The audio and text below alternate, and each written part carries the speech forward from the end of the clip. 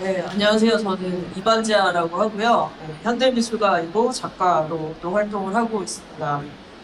모르시는 분들 있으니까 자세하게 친절하게 설명을 해드리면 이반이란 뭘까요? 예, 한국 우리말이죠. 예,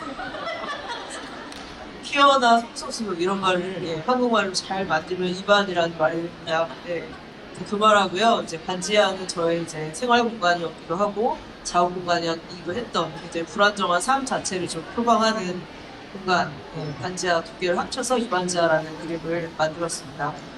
재작년에 이웃집 퀴어 이반지하라는 좀 충격적인 제목의 에세이집을 발간을 했고, 화제 베스트셀러에 올랐고요.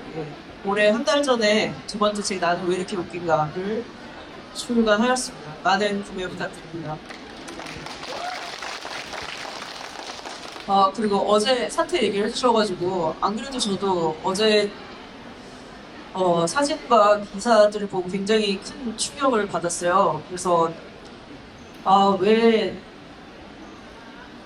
나한테 이런 행사를 맡겼지? 이런, 그냥 또 의식 있는 사람으로서 행동해야 하잖아요. 그래서, 어떻게 해야 되지? 못한다고 하는 게 모양이 좀 맞지 않나? 뭐 이런 생각도 하고, 사회적 이미지가 있으니까 아무래도, 좀 고민을 하다가, 그래도 어쨌든 이게 출판업계에서 가장 큰 행사이기도 하고, 분명히, 어떤 불의를 만든 사람들도 있지만, 그것을 알든 모르든 그 밑에서 실무했던 사람들이 있을 거라고 생각해요. 이 행사 하나를 위해서. 그래서 그분들을 위해서라도 좀, 어쨌든 이곳에 나와서 말을 하는 것이 좋겠다라고 결정을 했습니다.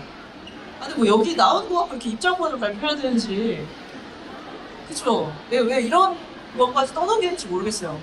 그냥 행사를 제대로 좀 만드셨으면 좋겠습니다. 네, 감사합니다. 네, 안녕하세요. 저는 김건호라고 하고, 네. 저는 2004년부터 이반자라는 이름으로 굉장히 여러 예술 활동을 해왔어요. 이것까지 하나 싶을 만큼의, 그래서 현대미술가로서 뭐 그림도 그리고 음악도 만들고 공연 퍼포먼스도 하고요. 그다음에 유튜브 방송도 하고 있고, 그리고 글도 또 좀 잘 쓰더라고요. 그래가지고 이 글도 이제 출판을 하게 됐고, 그래서 저는 사실 퀴어성도 관심이 있지만 사실 그냥 오감 자체, 그러니까 가부장제 혹은 젠더 경계, 퀴어성 그 자체가 저한테 되게 작업의 소재가 됐고 또 그것을 갖고 좀 노는 것을 좋아하는 사람이라고 생각하시면 좋을 것 같습니다. 네. 네, 지금 기획한 강의에서 굉장히 여러 가지 주제들을 관심을 가지면서 어떤 목소리들이 한국 사회에 소외되고 있거나 지워지고 있는가에 대한 그림을 좀 가지고 계셨던 것 같아요. 그리고 김성 작가님 같은 경우는 이번 작업 설명해 주는데 비거니즘 언급은 안 하셨지만 사실 에세이 같은 거 쓸 때는 굉장히 비건 주제로도 흥미로운 글들을 많이 쓰시기도 해서 여러 경우로 이제 이 자리가 좀 얘기하고 싶었구나라는 생각을 하긴 했었거든요. 그리고 근데 이런 자리에 제가 사회를 보러 종종 오는데 늘 약간 그런 뭐랄까요 문제의식이랄까 이런 게 이제 약간 백화점식으로 뭐나 이런 생각도 드는 거죠. 퀴어, 뭐 장애, 비건, 동물권 다 같이 소외 이렇게 다가가는 것은 아닐까라는 생각이 좀 들기도 했어요. 세 분은 이 세 가지 키워드로 이제 연차로 초청을 받으셨을 때 어떤 생각을 하셨는지 좀 궁금하거든요. 이번 지역 작가님부터 가볼까요? 네. 네, 일단 뭐 섭외가 왔을 때는 되게 요구가 많다 그런 생각을 했던 것 같아요. 왜냐면 이게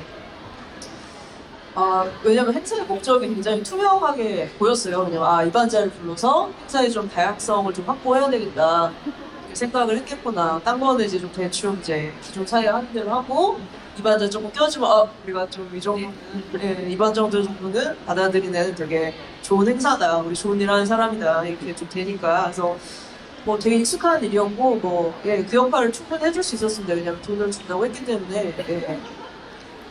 그래서 여기 와서 이 정상 사회에서 너무 아프지 않게 잘 달래가면서 퀴어성을 좀 이제 얘기해주는 되게 좀 적절한 저항을 요구받는구나. 그래서 나는 글만 잘 써야 되는 게 아니라 저항도 되게 세련된 언어로 해줘야 되는 이런 인물도 맡았구나. 전 참 요거 많다. 그런 생각을 했던 것 같습니다. 심지어 그 충분히 돈을 주지 않았다라고 생각했잖아요. 진짜. 예. 왜냐면 어제 그 사건 있고 나서 아 이건 진짜 심이 한 모래주머니가 몇 배로 늘어났거든요. 예. 저 어제 그 사건 듣고 지금 검열 소위 이 얘기를 하라고요. 이런 진짜 한 30만 원 올려줘야 됩니다. 솔직히. 진짜. 네. 나 앞으로 좀 그런 생각이 들더라고요. 사고를 친 사람 따로 있고, 오기 전에 SNS에 내 입장을 밝혀야 되는 사람이 따로 있고, 와서 이것을 정치적인 부담을 지고 굳이 언급해야 되는 사람이 따로 있는 시절을 살고 있다는 것의 그 부담감이 확실히 있고, 30만 원 얹어주시는 걸 될까 잘 모르겠다. 사게 진짜. 네, 잠깐 시인님 부탁드립니다. 대답을 자꾸 까먹는데 지금 아무도 이건 저는 집중해. 서로 집중해. 집중해 지금. 저는 일단 약간 이 주제를 듣고 나서 겁에 좀 일단 1차적으로 좀 질렸던 것 같아요. 왜냐면 예술 너무 크고 소외 너무 크고 검열 너무 큰 말이고 물론 제가 예술하고 소외받고 있고 검열받고 있지만 하고 있긴 한데 이거에 대해서 하나의 주제에 대해서 이야기하기에도 너무 짧은 시간처럼 느껴지고 이제 다른 분들이 계속 약간의 힘을 얻기는 했지만 그래도 이 큰 주제를 어떻게 하면 가장 작게 이야기할 수 있을까 어쨌거나 개인의 이야기에서밖에 시작할 수 있을 텐데 그래서 어떤 이야기를 하면 좋을지 그런 고민을 하면서 왔던 것 같습니다. 신재현 씨. 저도 정말 김선호 씨님 말씀하신 것처럼 정말 너무 크고 너무 추상적인 주제여서 제가 경험한 거 한해서만 얘기할 수 있을 것 같다고 말씀드렸고 그렇게 해도 된다고 해서 이제 오기로 했고 이 도서전에 대해서 막 찾아봤을 때 정말 말씀하신 것처럼 백화점식으로 되게 무색무취한 행사 같은 느낌을 저는 좀 받았었는데 사실 어저께 이런 상황을 접하면서 사실 무색무취한 공간이란 건 없구나라는 생각 사실 다시 하게 되기도 했던 것 같은데요. 네. 아무튼 저도 너무 크다. 그래서 그냥 할 수 있는 얘기만 하자 이런 생각으로 왔습니다. 네, 또 한편으로는 도서전 덕분에 이렇게 세 분을 언제 한꺼번에 뵐 수 있을까라는 생각을 또 하게 되는 게 진행자의 마음이기도 한데요. 그럼 이제 좀 본격적으로 세 분이 준비해 오신 약 15분 정도의 프레젠테이션을 한 분씩 들어보고 더 이야기를 이어가 보도록 하겠습니다. 신재현 출가님부터 시작을 할 텐데요. 네, 부탁드립니다. 큰 박수로. 일단 너무 그냥 이반지연님 얘기만 계속 듣고 싶은데 너무 부담스러우네요. 네. 근데 이제 저희 공연은 정말 적은 관객을 순간으로 만나는 작업이다 보니 거의 보신 분들이 없으실 것 같아서 그래서 앞서 말씀드렸던 그런 문제의식이나 작업이 어떤 형식으로 되었는지 정도로 그냥 확인하는 거라고 봐주시면 될 것 같고요. 저희가 이제 작업을 시작을 하면서 가졌던 가장 큰 질문은 저의 입장에서 쓴 건데요. 그러니까 나는 들어갈 수 있지만 너는 들어갈 수 없다는 어떤 사실이라는 거는 제가 살아오면서 항상 놓여 있었던 것 같아요. 저는 이제 대학로에 주로 있고 노들 장애인 야학이라고 하는 성인 중증 장애인 야학 학생분들이 있는 공간에 자주 있는데요. 이 사회가 비정상이라고 주장한 사람들을 보이지 않게 만듦으로써 유지되는 이 사회의 정상성. 그래서 시설사회라는 책을 봤더니 그렇게 뭐 장애인 시설이나 외국인 수용소라고 불리우는 이름의 시설이나 이런 곳으로 사람들 치워버림으로써 유지되는 사회를 시설사회라고 하더라고요. 사실 우리가 살고 있는 이 시설사회라고 하는 공간의 선거까지 쭉 좀 이야기를 해주신 그런 프레젠테이션이었던 것 같습니다. 다시 한번 박수 부탁드립니다. 이 이야기를 받아서 이제 이만지아 작가께서 PPT가 한 장이라는 소문을 들었는데요. 딱 받은 만큼 하겠다 한 장이었던 것 같은데 네, 그럼 이제 이만지아 작가님 박수로 또 다시 들어보겠습니다. 네, 반갑습니다. PPT 좀 켜주세요. 저희 소중한 한 장의 PPT를. 네. 볼게요. PPT가 올게요. 네. 뚜루뚜루뚜 뚜루뚜루뚜. 저는 왜 웃죠 사회자? 사회자 왜 웃죠? 아닙니다. 이쪽이 여기서 네, 그렇지 그냥 그래요. 자, PPT는 PPT고 저는 제 얘기를 하겠습니다. 아까 말씀드렸다시피 저는 이 자리에 처음 그 섭외가 왔을 때 좀 가볍게 생각을 했었어요. 그냥 언제나 그렇듯이 뭐 예술 소외 검열 뭐 뻔하잖아요.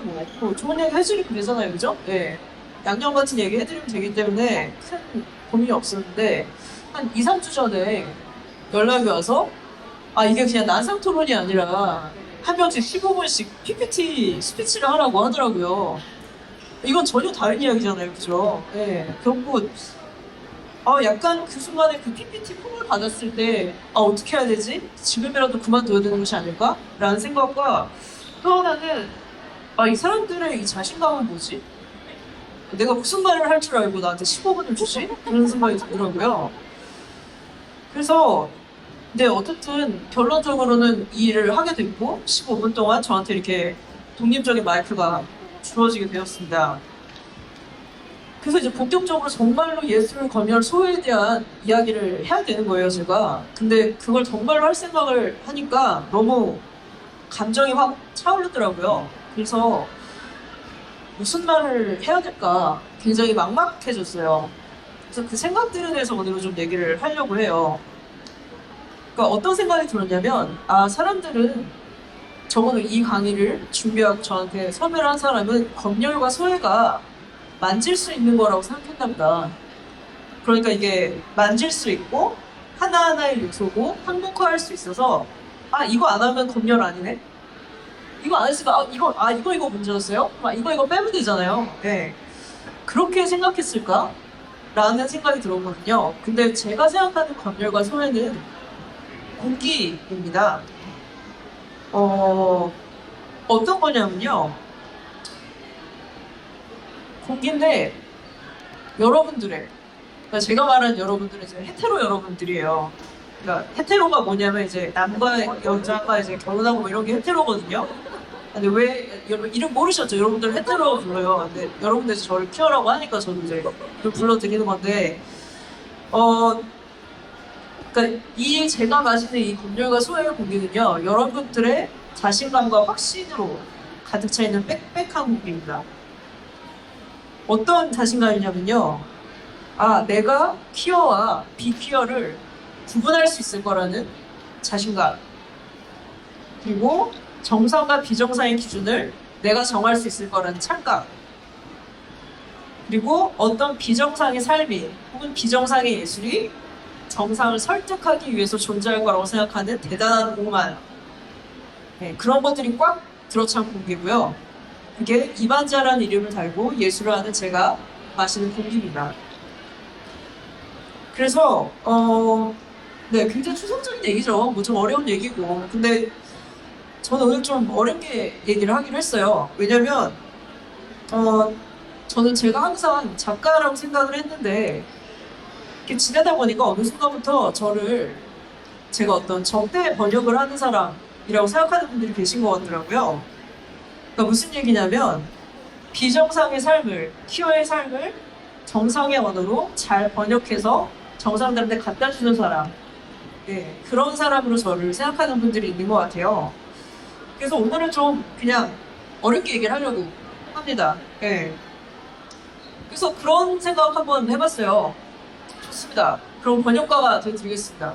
그럼 번역했어요. 그럼 그 번역을 누가 평가하는지 아십니까? 헤테로가 평가합니다. 예, 제가 헤테로라는 외국어를 열심히 배워서 비정상을 정상으로 통역하면 정상들이 저한테 말하는 거예요. 이 통역 잘못됐는데? 이거 못 알아듣겠는데? 좀 더 잘할 수 있지 않을까? 예, 그게 바로 저한테 주어진 역할입니다. 그래서 저는 가끔 그런 생각도 해요. 글을 쓰면서 헤테로가 이해하는 글이 잘 쓴 글인가? 헤테로가 이해하는 글이 문학성 있는 글인가? 그러면 그들이 이해 못한다 그러면 나는 못 쓴 글을 쓴 건가? 네, 그런 질문들이 좀 들더라고요. 근데 뭐 또 이렇게 얘기하면 너무 이제 퀴어 혜택이 되게 나누는 느낌이죠. 뭐 제가 나눈 건 아닌데 아무튼 예, 그런 느낌 들었습니다. 그리고 또 한 가지 들었던 생각은 뭐냐면 사실 그렇잖아요. 여기 계신 뭐 친재 연출가님도 그렇고 김선호 씨님도 그렇고 그러니까 특히 어쨌든 이렇게 출판 업계에서 어쨌든 일을 받고 하는 사람이잖아요. 근데 그냥 인터넷 검색만 해도 제가 어디에 글을 기고했고 누가 일을 하며 어느 출판사에서 책을 내는지 바로 알 수 있거든요. 그런데 제가 모든 출판업계의 사람들이 모이는 이 자리에서 소외와 검열의 경험을 나눌 수 있을까요? 저는 그걸 잘 모르겠더라고요. 저는 왜 투사가 되어야 되죠? 네. 그런 생각이 좀 들었어요. 왜냐면, 투사 될 수도 있어요. 투사할 수 있는데, 프리랜서 투사를 하고 싶은 사람 있습니까, 세상에? 개인 사업자인데, 그렇잖아요. 네. 그러니까 뭐냐면, 아주 냉정하게 얘기해서, 저한테는 이게 검열과 소외 경험이 계속 있다고 쳐요. 근데 이걸 제가 경험이라고 얘기하는 순간, 저는 이 업계에서 어떤 사람이 될까요? 일하기 까다로운 사람, 부담스러운 사람, 혹은 우리가 충분히 얘기 들어줄 수 있고 하는데 정말 굳이 이렇게 사람 많은 곳에서 공론의 장으로 끌어오는 프로답지 못한 사람, 팀키라는 사람, 그런 사람이 됩니다. 그래서 잘 모르겠어요. 왜 이렇게 저는 제가 많은 것을 걸고 이 자리에 서야 되는 것 같죠? 왜 저한테 예술 속 검열이라는 주제가 떨어졌을까요? 네, 그런 의문을 또 갖게 됐습니다. 이건 앞서 했던 얘기랑 좀 연결되는 얘기인데요. 저는 서울국제도서전을 이번에 처음 와봤어요. 근데 이제 어제 검색을 해보고서는 행사의 성격을 잘 알게 되었습니다. 근데 그 행사 어제 있었던 일을 좀 보고 나서 그래도 그래 어쨌든 뭐 강연은 해야지 하고서는 강연 자료 이제 제가 잘 만든 PPT 이런 거 다시 보고 나니까 씨발 내가 배가 불렀었구나. 내가 지금 퀴어 헤테로 타령을 할 때가 아닌데. 네. 왜냐면 지금 예술 자체가 흔들리고 있고 어쩌면은 내년에는 이런 행사 자체가 잘 열릴 수 있을까? 그런 생각이 드는 상황에서 내가 배가 불렀구나. 네, 이렇게 다양성으로 불러주면 감사하게 생각하고 주어진 자리에 최선을 다할 줄 알아야지 어디로 불평을 하려고 했을까. 네, 그런 생각을 했습니다. 그리고 동시에 그러면은 이 세션을 준비하고 있는 나머지 세 분 소희정 씨, 신재 씨, 김소원 씨는 어떻게 하고 있을까? 하는 의문이 들더라고요. 선호야 이제 네 얘기 들려줄래? 감사합니다.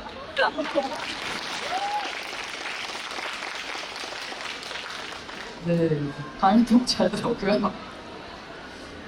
이제 제 강연을 할 차례 굉장히 부담스럽고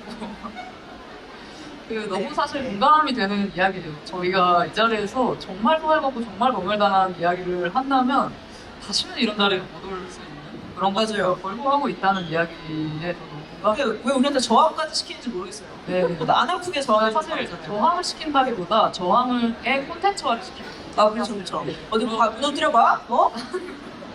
뭘 자신 있어?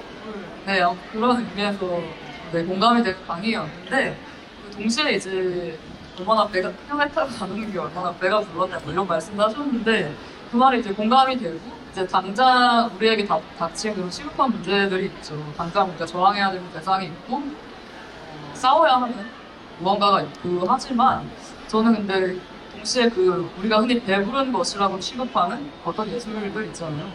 그런 것 중에 하나가 사실 시인데 저는 시를 쓰고 있고 시 정말 아무런 힘 없고 부질없고 배부른 행위처럼 느껴지기도 하지만 그럼에도 불구하고 그렇기 때문에 시가 힘이 없다는 이야기를 듣고 있고 또 굉장히 세계의 잉여처럼 느껴지기 때문에 시의 존재로서만 가능한 어떤 것들이 있다고 생각을 하게 되는 것 같고요.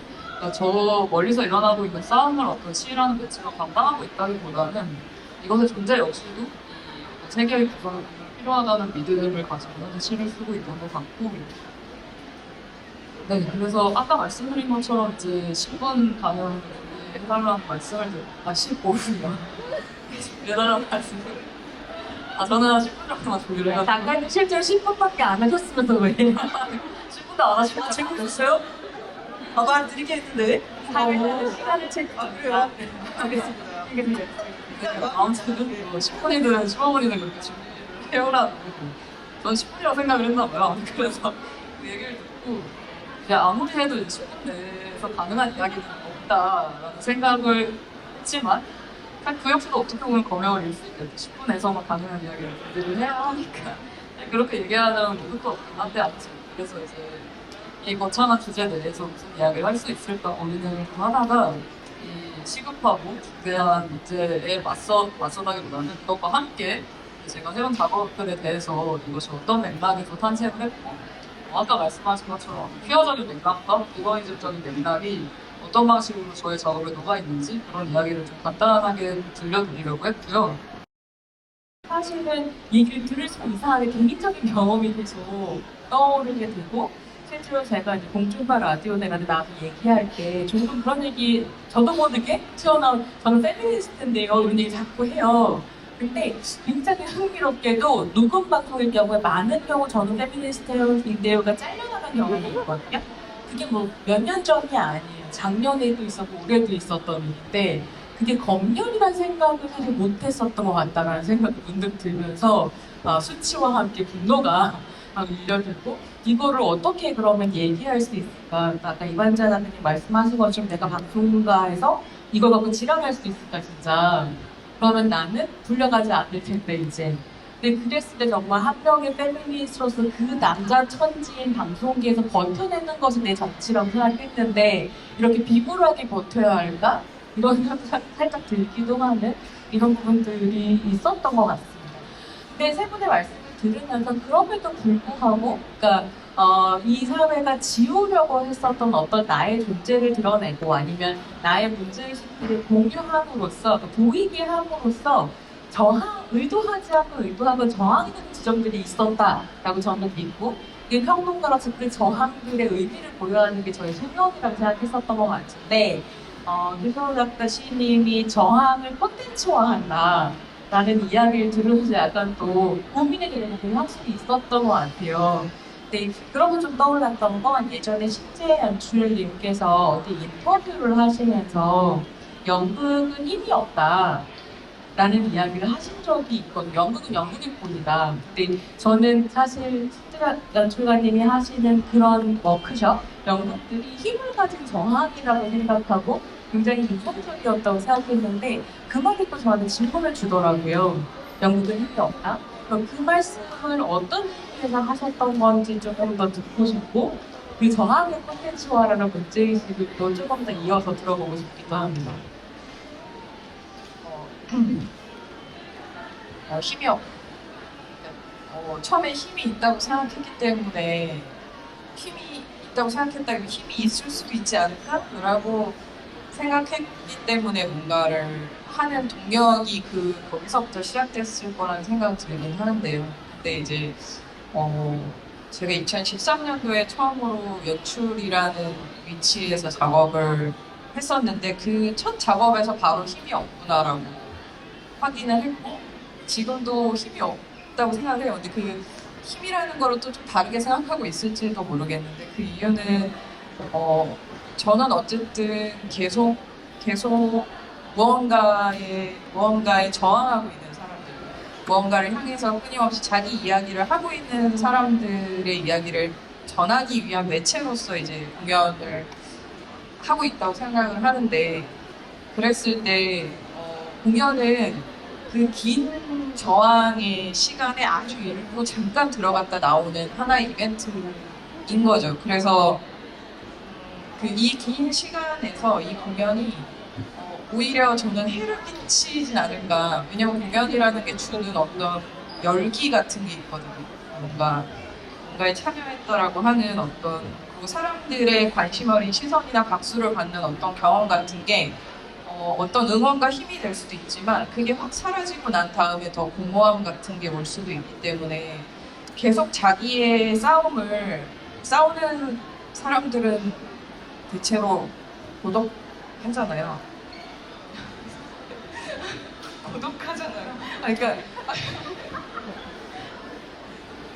그러니까 정말 소수죠. 그러니까 보통은 많이 싸우지 않으니까요. 많은 것들을 받아들이면서 사는데 계속 모난 행동을 해야 되는 거고, 누군가한테 욕을 들어야 되는 거고, 누군가는 나쁘게 어떤 평가를 받으면서도 자기 얘기를 멈추지 않는다는 거는 저는 굉장히 고독한 일이라는 생각이 드는데, 그래서 아무튼 공연이 그 고독함을 더 강화시키거나 그래서는 안 된다는 생각이 좀 많이 들었고, 그런 생각을 하게 된 구체적 사례가 있긴 한데 그 얘기까지는 좀 하기는 어려울 것 같고, 그래서 그 다음부터 많이 하는 생각은 공연으로 그분들이 와서 어떤 이벤트를 하고 가는 게 아니라 공연이 그분들한테 가야 된다고 생각을 많이 하는 것 같아요. 그러니까 공연이나 공연을 관람하거나 참여하는 사람들이 그곳으로 가서 그 얘기를 듣거나 그 현장에 가서 그것을 직접 보고 생각할 수 있는 시간을 만드는 게 최대한 계속 이 싸움을 하고 있는 사람들한테 해가 되지 않으면서 혹은 조금이나마 도움이 될 수 있는 그런 거지 않을까라는 생각을 하는 것 같아요. 사실 공연이 그냥 짧다라고 얘기하겠지만 이런 고민을 하셨던 그 공연이 그 한국 정말 최장 투쟁 현장이었다고 할 수 있는 폴트폴텍 노동자 투쟁에서 공연을 같이 하고 하셨었어요. 그래서 저는 당시에 공연이 있다라는 건 잘 몰랐었던 것 같기도 한데, 제가 그 공연에 대해서 알게 된 건 재춘 언니라는 다큐멘터리가 작년이었나요? 작년인가 제작된 1, 2년 전쯤에 개봉을 하면서 그 재춘 언니가 임재춘 선생님, 폴트폴텍 현장에서 투쟁하셨던 임재춘 선생님을 다루고 있는 다큐인데, 사실 그 안에서 그 공연을 봤고 어떻게 보면 공연의 시간, 그 그러니까 짧은 시간성이라고 하는 게 다큐를 만나면서 또 다른 예술로서 연장되어 저한테까지 다가오는 경험을 하긴 했었던 것 같거든요. 그래서 그 공연에서의 임재춘 선생님의 그 얼굴이라고 하는 것은 아직 잊지 못하고 있는데, 그러니까 그런 식으로 좀 힘을 가질 수도 있을까라고 말씀드리고 싶었는데요. 한국에서 지금 영화가 망하고 있어가지고요.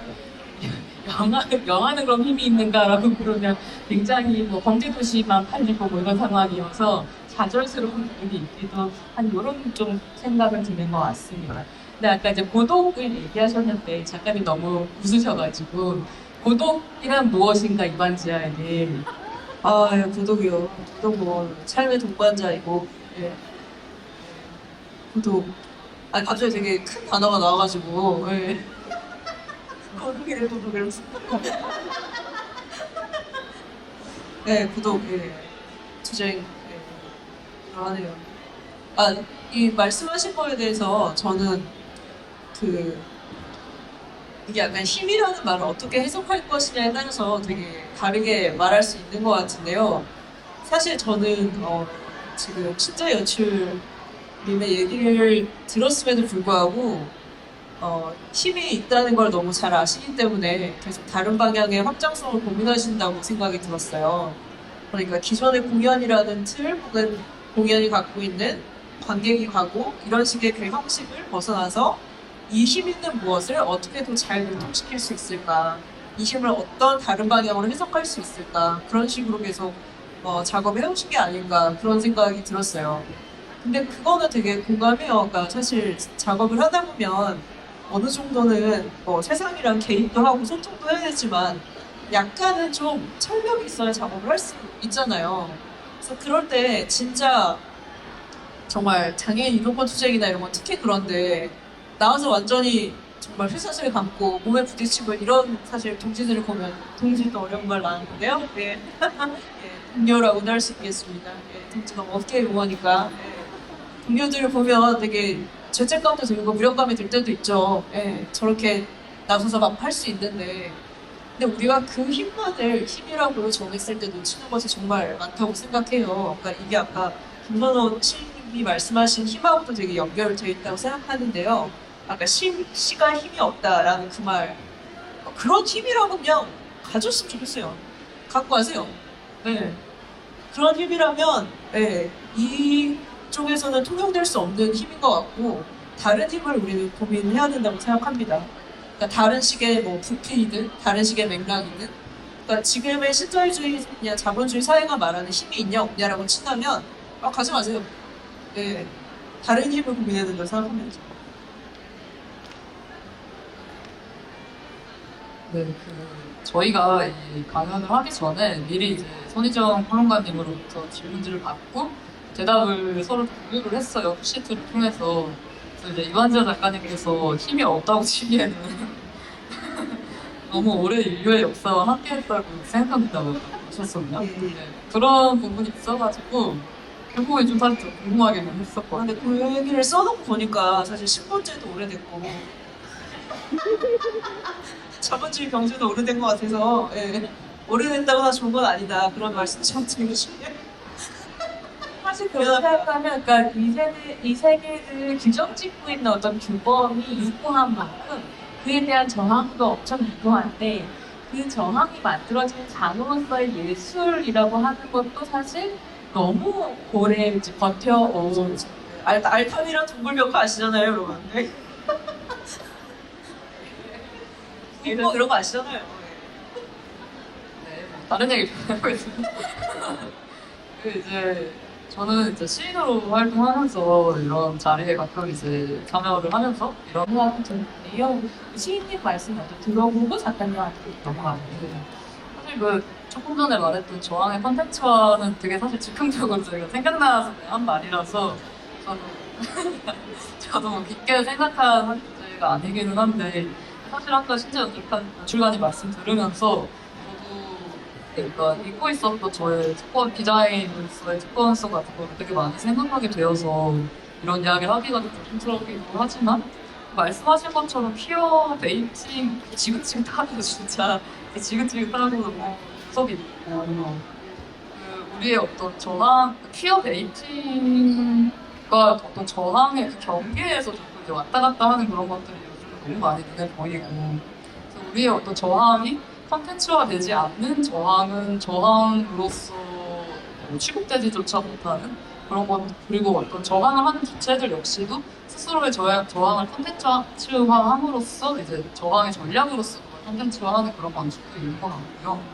글쎄요, 그것을 뭐 옳다 그르다 이런 방식으로 말하기 좀 어려운 지점인 것 같고 어떻게 보면 지금 이완재 작가님이나 저나 신재 연출가님도 어떤 방면의 어떤 저항의 컨텐츠화를 해오기도 했던 것 같아서 자기 검열도 좀 하게 되는 것 같고 그리고 이제 제가 뭐 그전에도 말씀드렸었지만 제가 이제 퀴어 정체성을 전면화하지 않는 이유 중에 하나가 퀴어 문학 지금 너무 유행이잖아요. 다들 알다시피 퀴어 소설 너무 많고 너무 잘 팔리고 이제 그런 와중에 제가 퀴어 정체성을 작업해서 전면화했을 때 이것이 컨텐츠화되기가 사실 너무 쉽고 이걸 이제 뭐라고 해야 될까 상징 자본이라는 표현을 쓰죠. 근데 저한테 이제 퀴어 작가라는 이름이 밖에 나가면 후수자성이 되지만 이제 문학계 내에서는 어떤 자본이 될 수도 있는 거예요. 이런 자리에 올 수 있는 거예요.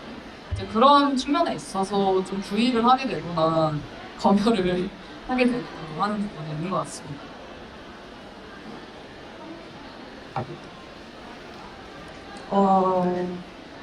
진짜 연결된 얘기인지 모르겠지만 지금 그냥 문득 떠오르는 말이 있어서 얘기를 하고 싶은데요.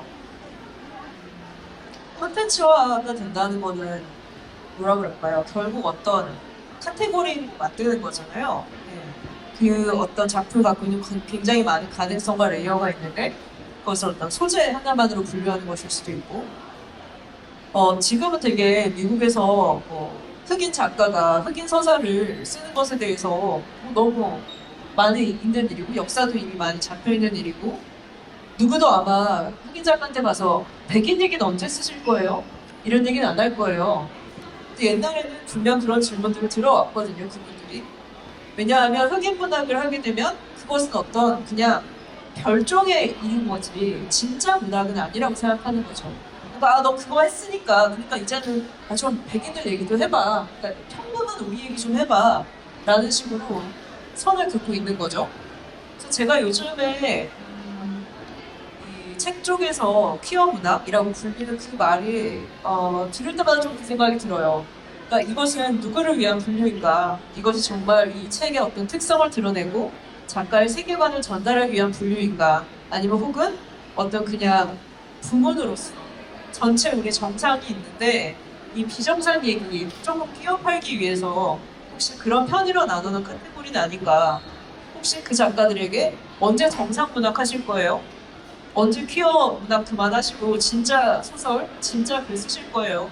라는 질문을 던지고 있진 않나, 이 업계가. 네, 그런 생각을 하게 됐습니다.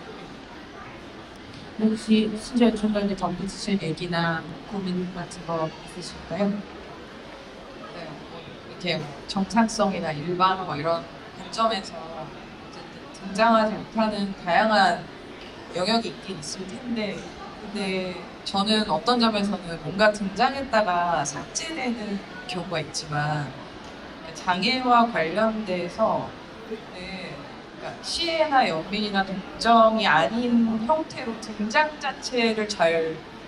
자체가 아직 안 됐다는 생각도 많이. 그러니까 등장해서 뭔가를 검열당하거나 삭제당하는 게 아니라 등장을 하면 굉장히 쉽게 다 동정, 연민, 시의 관점으로 그냥 자기가 익숙하게 알고 있던 관점으로 그냥 이걸 봐.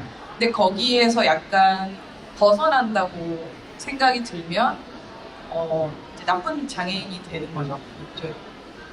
이제 지하철 출근길 지하철을 막는 장애인한테는 그러니까 그래서 저도 제가 이제 아까 공연이 힘이 없다 막 이런 얘기를 하는 맥락도 그런 게 있는 것 같아요. 제가 아까 접근성 조사 같은 것들을 한다고 말씀을 드렸는데 그런 조사를 할 때 여기 지금 휠체어 이용자석이 뭐 2석은 있어야 되는데 없다. 그리고 여기 턱이 있어서 지나가지 못하니까 이 턱은 없애야 되고 문의 너비는 얼마나 돼야 되고 이런 걸 할 때 그거에 대해서 되게 쉽게 수용을 하거나 그러니까 예산이 많이 들지 않는다면 쉽게 수용을 하거나 받아들이고 그거에 대해서 그렇게 할 수 없다고 생각하거나 그걸 입 밖으로 내는 사람은 없지만 근데 이제 출근길 지하철도 우리 같이 타자라는 얘기를 하는 장애인한테는 거침없는 욕설이 나오는 거죠. 그러니까 예술의 영역에서는 되게 아름답게 그래요. 두석 휠체어 이용자석 2석 놔야죠.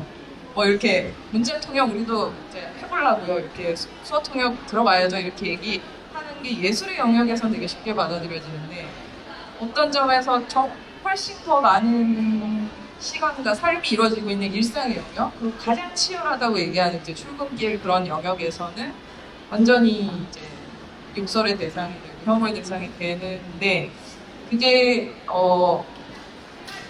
되게 문제적이라고 생각하면서도 또 한편으로는 그 싸움을 하고 있는 사람들을 옆에서 봤을 때 이제 우리가 보이는구나. 그러니까 동등한 어떤 대상으로 욕을 할 수 있는 대상으로 전엔 되게 불쌍하게만 봤는데 지하철에서 만나면 돈을 주거나 어떻게 막 어쩌다 이렇게 되셨어요 하시던 분들이 이제 욕을 하고 너가 날 방해해 이렇게 얘기하는 거에서 당신 약자가 아니야.